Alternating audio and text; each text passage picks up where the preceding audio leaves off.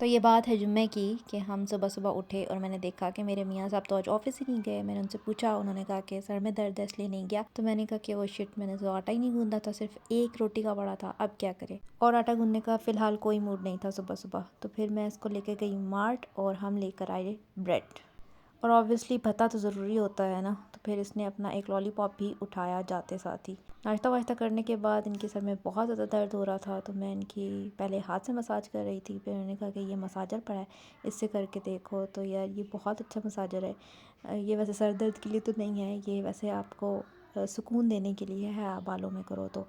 लेकिन इन्होंने कहा कि मेरे सर में करके देखो, शायद मुझे आराम आ जाए। तो ये करते करते टाइम का पता ही नहीं चला कि 1 बज चुका था और जुम्मा था। तो फिर ये जनाब जल्दी से उठे। मैंने कहा क्या आप नहाने घुसो और मैं कपड़े प्रेस कर देती हूँ और फिर पकड़ा दूँगी। और मुझे ना जल्दी जल्दी में कपड़े प्रेस करना अच्छा नहीं लगता। मैं कहती हूँ कॉटन के कपड़े अच्छे से पानी लगे हुए हों, प्रॉपरली प्रेस हों, लेकिन इतना टाइम नहीं था तो बस मैंने सर से ही गुजारा सारा काम। तो बस इनके कपड़े रेडी शेडी करने के बाद, इनको जुम्मे पे भेजने के बाद फिर मैंने समापी के कपड़े निकाले। उसके मैंने कहा कि मैं अच्छे से प्रेस करूँगी क्योंकि हमारा तो काफ़ी टाइम है, हमने कौन सा मस्जिद जाना है।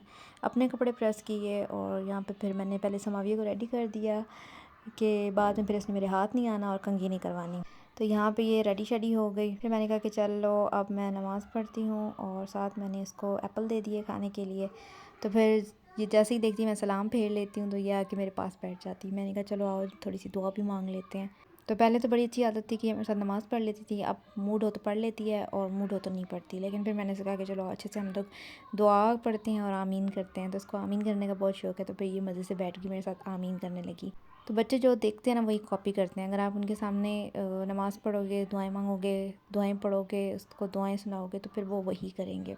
उसके बाद मैंने पहले सफाई नहीं की थी क्योंकि पहले मैं उनका सर दबा रही थी अपने मियाँ का। उसके बाद फिर जुम्मे की तैयारी की, फिर नमाज़ पढ़ी।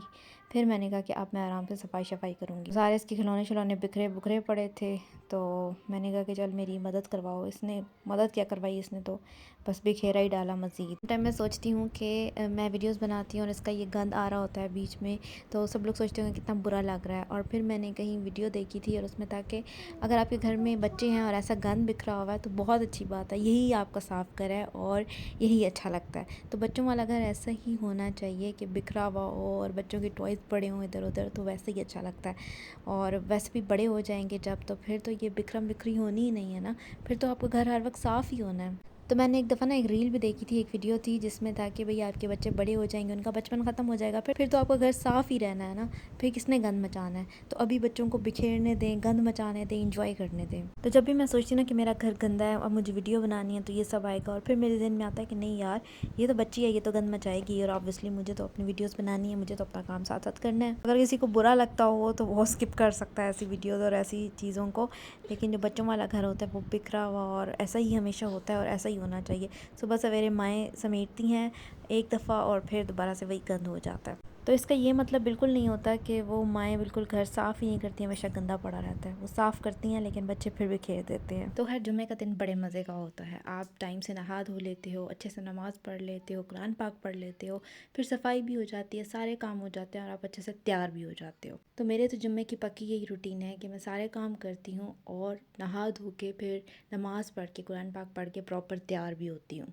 तो समझे कि जुम्मे का दिन मेरे लिए ईद का दिन होता है। तो ऑब्वियसली जब मैं तैयार हो रही होंगी तो मेरी बेटी कैसे पीछे रह सकती है, तो वो भी साथ साथ हाजिर होती है तैयार होने के लिए। और वैसे भी मुझे तैयार होने का बहुत शौक है और स्पेशली जब मैं बहुत ज़्यादा डाउन फील कर रही होती हूँ तो फिर मैं अच्छे से तैयार हो जाती हूँ। तो मेरी ना तबीयत भी बेहतर होने लग जाती है, मूड भी अच्छा होने लग जाता है। तो अगर आप लोगों को ऐसे कभी फ़ील होता है तो आप लोग भी कभी तैयार होकर देखना, तो आपको डेफ़िनेटली अच्छा लगने लगेगा और आपकी जो भी सैडनेस होगी या थोड़ा सा डिप्रेशन होगा वो दूर होने लग जाएगा। और ख़ुद को अच्छा अच्छा देख के ना आपको अच्छा ही लगता है ऑब्वियसली। और डेफ़िनेटली आप जब तैयार होगे और आपका पार्टनर आपको तैयार हुए हुए देखेगा तो वो और भी खुश होगा। अच्छा, तो इसके इतने मज़े होते हैं ना, ये बाबा के पास बैठी होती है तो ये कुछ भी शरारतें करी हो वो इतना ध्यान ही नहीं देते क्योंकि वो अपने कामों में बिज़ी होते हैं। तो वो अपने कामों में लगे हुए थे और ये जो है अपने कामों में लगी हुई थी कि इसके बाबा ऑरेंजेस ले आए थे और वो पैक्ड थे, तो इसने उठा लिए और खोल खोल के फेंकती जा रही। और मैं उधर बर्तन धो रही थी, पीछे मुड़ के देखा तो ये हाल मचा हुआ था। मैंने कहा यार मैंने अभी सफाई की है और तुमने सारे ये रैपर्स नीचे फेंके हुए हैं। तो हमने कहा चलो अब माल्टे खुल गए हैं तो चलो अब इनको हलाल कर लेते हैं। और फिर ज़ाहिर है गंद मचाया तो साफ़ भी तो ये खुद ही करेंगे, तो जो इन्होंने गंद मचाया था ना ये खुद ही साफ़ कर रहे थे।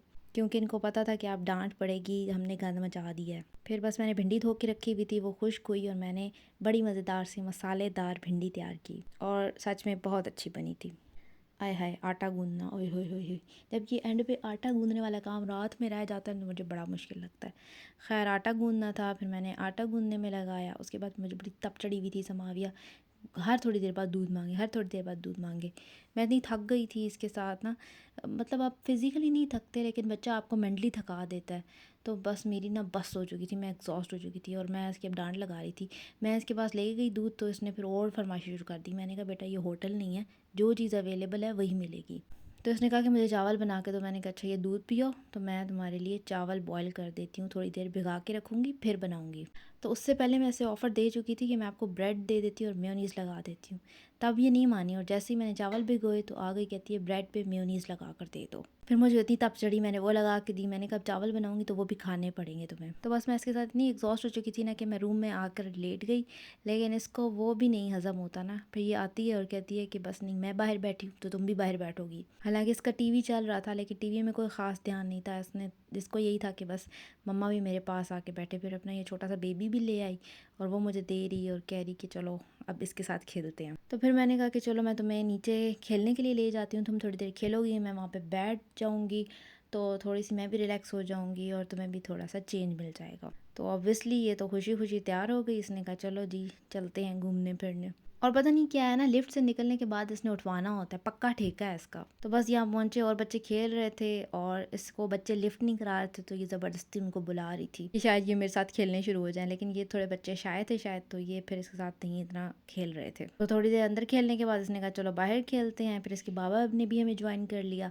तो हम जो है वो हाइड एंड सीक खेलने लग गए। तो यहाँ पे जो इसके बाबा छुप रहे थे और ये मैडम ढूंढ रही थी। बस कितने मज़े की चीज़ होती है ना, हम जहाँ छुपते हैं ये हमें वहाँ पे ढूंढ लेती है, फिर ये वहीं जाके छुपती है।